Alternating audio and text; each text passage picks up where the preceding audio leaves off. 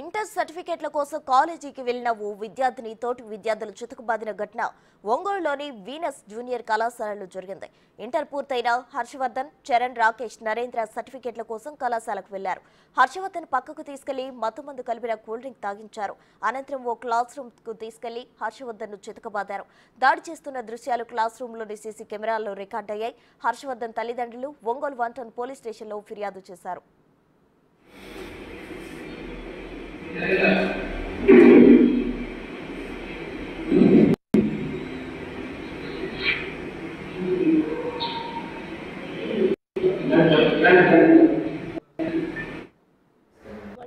నా పేరు దారా నళిని. నా అల్లుడు గత సండే రోజు సర్టిఫికేట్స్ కి ఒంగోలు వచ్చాడు. ఉలవపాడు నుంచి బస్ ఎక్కి ఒంగోలు వచ్చాడు. 4:30కి ఇక్కడ దిగాడు. దిగిన తర్వాత వాళ్ళ నాన్నకి కాల్ చేసి చెప్పాడు, నాన్న దిగాను, కాలేజీకి వెళ్తున్నా అని. ఈ లోపల ఫ్రెండ్స్ ఫోన్ చేసి రే హర్ష వచ్చావా అని అడిగారంట. వచ్చానా, డిపోలో అక్కడే ఉండరా, మేము వస్తున్నాం అన్నారంట. అప్పుడు రాకేష్ అనే అబ్బాయి బైక్ డ్రైవ్ చేస్తున్నాడు. మధ్యలో నా అల్లుని కూర్చోబెట్టుకున్నాడు. వెనక నరేంద్ర ఉన్నాడు. వీళ్ళు ముగ్గురు సగం దూరం రాగానే పెట్రోల్ బంక్ దగ్గర చరణ్, ఇంకొక అదర్ పర్సన్ ఎవరు, వాడు మా అబ్బాయికి తెలియదంట. వాళ్ళిద్దరు కూర్చున్నారు. మొత్తం 2 బైకులు వచ్చి నేరుగా లాయర్పేట పోస్ట్ ఆఫీస్ దగ్గర జాహ్నవి నీటి దగ్గర ఆపారు. ఆపిన తర్వాత రే హర్ష నువ్వు వెయిట్ చేయి, మేము పైకి వెళ్ళి కనుక్కొని వస్తాము అని చెప్పి పైకి వెళ్ళారంట. వెళ్ళిన తర్వాత ఎవరు కృష్ణ సార్ అంట, ఆయనకి కాల్ చేశారంట. చేసినప్పుడు ఆయన ఒక 1/2 అవర్ ఆగి రండి అయ్యా, నేను బయట ఉన్నాను, 5:30కి రండి అన్నాడంట. రే 5:30 వరకు ఇక్కడ ఎందుకు వెయిట్ చేయడం, పోయి తినొద్దాం పదని చెప్పేసి బయటకు తీసుకెళ్లారు. ఆ ఎక్కడ తీసుకెళ్లి పద్మాలయ బేకరీస్ వైపు అటు తీసుకెళ్లారంట. ఇటు ఎక్కడికి 2 దారులు తిప్పుతుండ్రంట.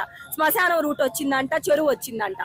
ఎక్కడికి ఇటు తీసుకెళ్తుందంటే ఇంకో ఫ్రెండ్ కూడా ఉన్నాడా, వాడిని కూడా కలుద్దాము, కలిసి అందరం అటు చాలా రోజులు అయింది కదా వచ్చి అని చెప్పారంట. సరేనని చెప్పేసి వెళ్ళారు. వెళ్ళిన తర్వాత ఒక థమ్స్అప్ డబ్బా, 4 లస్సీ డబ్బాలు ఏవో తెచ్చారంట. తెచ్చిన తర్వాత వాళ్ళు తాగారంట. వీడికి ఇస్తే వీడు వద్దారు, ఎందుకంటే వాళ్ళందరూ తాగుతా కూర్చున్నారంట.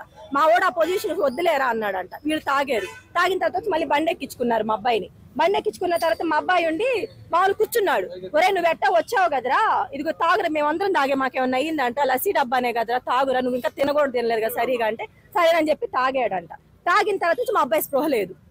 ఆ తాగిన ఆ తర్వాత నుంచి మా అబ్బాయి స్పృహ లేదు. ఆ తర్వాత వాడు సంఘమిత్రాలు 2 డేస్ తర్వాత కళ్ళు తెరిచాడు. ఆ తర్వాత తెరిచాక డాక్టర్ ఉన్నారు, ఆల్కహాల్ ఏమైనా డ్రింక్ ఏదైనా తాగి, పిల్లలు తాగుతుంటారు కదా, అలా ఏమైనా తాగి ఏమైనా పడిపోయాడని అన్ని టెస్టులు చేసి వాడు స్మెల్ మొత్తం చెక్ చేసి ఇది స్మెల్ కూడా రావట్లా, ఈ అబ్బాయికి ఏదో ఇచ్చారు. ఈ అబ్బాయి తీసుకెళ్ళినప్పుడు ఎలా ఉందంటే వైట్ నురగా కొబ్బరి నూనె లాగా ఆయిల్గా జిడ్డుగా వామిటింగ్స్ చేస్తూనే ఉన్నాడు నాన్ స్టాప్ గా.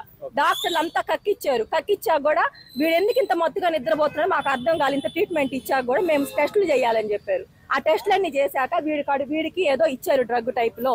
అదేందనేది వాళ్ళని ఎంక్వైరీ పోలీసు వాళ్ళ కాడ తీసుకుని 4 తన్ని ఇచ్చి కనుక్కో, దానికి దగ్గర ట్రీట్మెంట్ చేద్దాం, లేదంటే వాడికి ఎఫెక్ట్ ప్రస్తుతానికి వాడైతే బయటికి పంపొద్దు, అబ్జర్వేషన్ లో పెట్టుకోండి అని చెప్పి 2 డేస్ అక్కడే పెట్టుకొని ఎమర్జెన్సీ వార్డు నుంచి 2 రోజులు చూసి పెట్టుకొని పంపించారు. మెడిసిన్ ఇచ్చి పంపించారు. ఆ మెడిసిన్ మేము వచ్చాము. ఇక్కడికి వచ్చిన తర్వాత కంప్లైంట్ ఇచ్చాం. ఫస్ట్ వచ్చిన తర్వాత సరే ఎమ్మెల్సీ ఉంది కదా పిలిపించండి వాళ్ళంటే నువ్వు కంప్లైంట్ అని చెప్పి కాసేపు కేర్లెస్ గా కూర్చోబెట్టారు మమ్మల్ని. 1 అవర్ కూర్చున్నాం. నేనే అన్నా ఇంక కావాలి కంప్లైంట్ రాసి పిలిస్తే అప్పుడు చూద్దామంటే